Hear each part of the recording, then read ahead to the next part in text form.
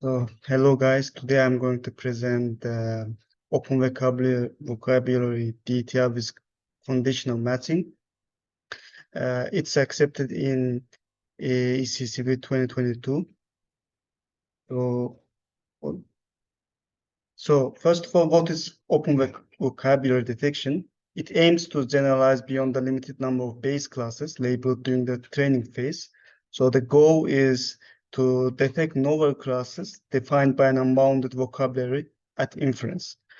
However, current object detection algorithms are unscalable in terms of vocabulary size because they are trained on fixed set of object categories.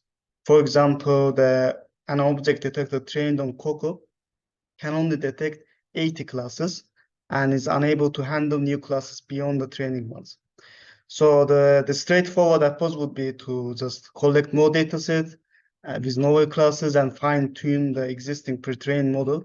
But obviously it's both impractical and inefficient. So the better way to do this is to leverage large pre-trained language models, such as CLIP, to recognize novel classes from their descriptive texts. So in current open vocabulary detectors has a major problem, that is they rely on the region proposals as seen here. So for base class bird and the novel class cat, the RPN generates object proposals, but most of the time these RPNs are focusing on the base classes rather than the novel classes, even though we are using clip text here to give some more information. So, and the main issue with region proposals networks is they can easily overfit to the scene classes. It's not good for detecting novel classes in an image. So this paper comes up with a different solution that do not require any object proposal. So they come up with DETR model that doesn't have object proposals. Instead, they have object queries, and they condition these object queries on clip-based clip-based features such as the text features and or the image features encoded by clip. And then they match it from the set of box predictions here. And so first of all, quick overview about the DETR model in general. So given an input image X and we first extract their features using a CNN backbone, and then we apply transformer encoder HV, and then we using the object queries Q as inputs and the context features we generated from the transformer encoder, we produce the set predictions N, which stands for N number of object queries, using transformer decoder, where the both bounding box predictions B and the class predictions P for are predicted in here. And to perform the loss, they use bipattern matching loss, in which we have this L cost, where yi is ground truth objects, including no objects, and y hat is the objects that are predicted by our transformer decoder. But this problem with this L cost is this matching cost is comprised of losses for both class predictions and bounding box localizations. That's a problem that I've explained why in next slides. So first of all, what do they change in the DETR model? They propose to use conditional inputs, that's conditioned on clip-based features. So for a given for a bounded box BI and the class label name YI, they generate the image encoded features from the image on this bounding box, and the text features from the class name. And they also generate additional object proposals for novel classes to enrich the training data. But for those cases, they use only image embeddings because there's no availability of the class names for those object proposals. And they select either ZI text or ZI image randomly as conditional inputs to condition queries on both image and text-based features. And then, so this Q stands for the object queries. They project this ZI mode. Mode stands for either image or text here, either text or image.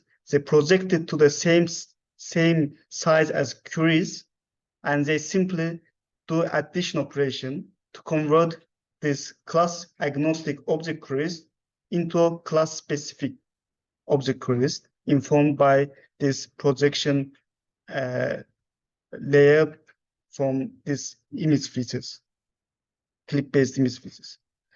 But another problem happens is, since the same object can appear several times in an image, they copy the object queries all times. In their case, they found that 3 times is sufficient, and conditional inputs n times to have a total of n multiplied by r object queries, as shown in this picture.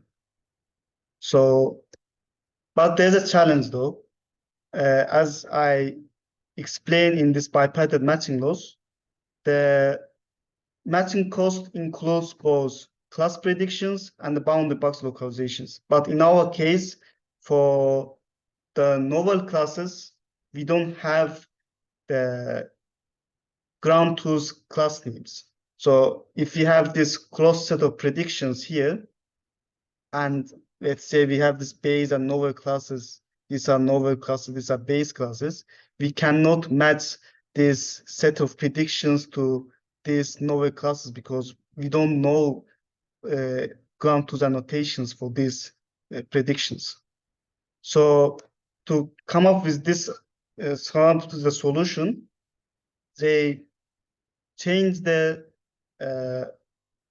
this classification loss to binary classification loss, binary matching loss for label assignment.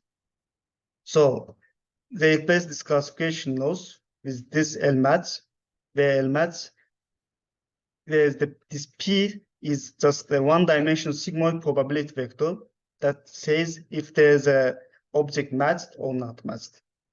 So for instance, if we input bird query as an input, our matching loss should allow us to match all the bird instances in one image, and while tagging instances from other classes as not matched.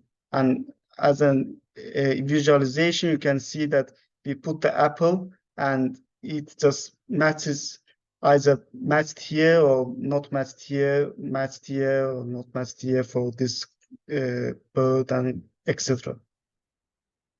So, and additionally, they use another loss function, embed, where we try to reconstruct this clip-based image feature Z, either text or image, using L1 loss, and we add it in the general loss function here.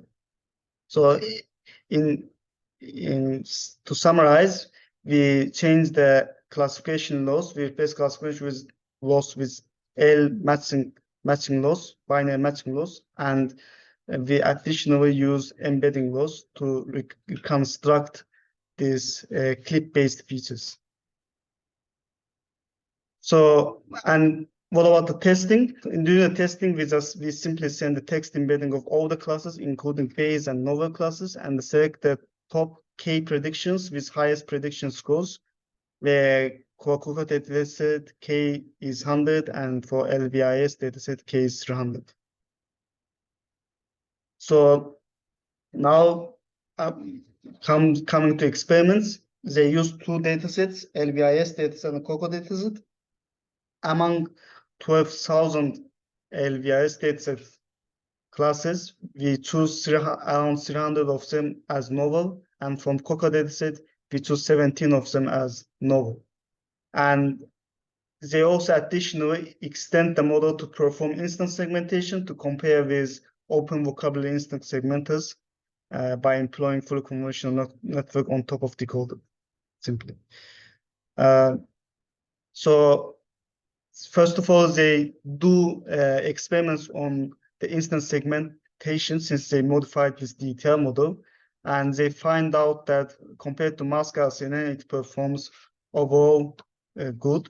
This APM novel stands for AP score for novel classes. APCM stands for AP scores for common classes, and F stands for frequent classes. These are used for training, but these are not used during the training. These are not available in the dataset.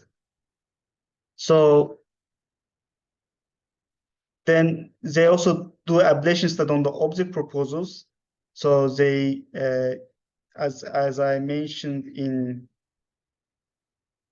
here, oh no, we use additional object proposal for novel classes to enlist the training data. So when using additional object proposal for training data, the AP score decreases. This is normal because we don't have the class names for these object proposals. But once we apply this matching, binary matching loss, we improve from the baseline to around 2 AP for general overall AP scores, and for novel, it improves significantly. And for the main results, so they perform on OV-LVIS. OV stands for Open Vocabulary and OV-COCO. And these models are zero-shot detectors. And as you can see from the results, the OV-DETR performs better than both zero-shot based detectors, and as well as the RPN based open vocabulary detectors. And they also provide some qualitative results. For example, this crepe, napkin, and fishbowl does not exist in the training dataset. So they query crepe and they find the correspondence bounding boxes on the output, or napkin here, or fishbowl here. Or you can input just images, like we want to find something similar to this, and we find it here, and we want to find this egg, and we find it here, or this ball, we find it here. And or you can use both of them, or in all of these cases, it's possible to detect those novel classes in the image. So yeah, that's all from me.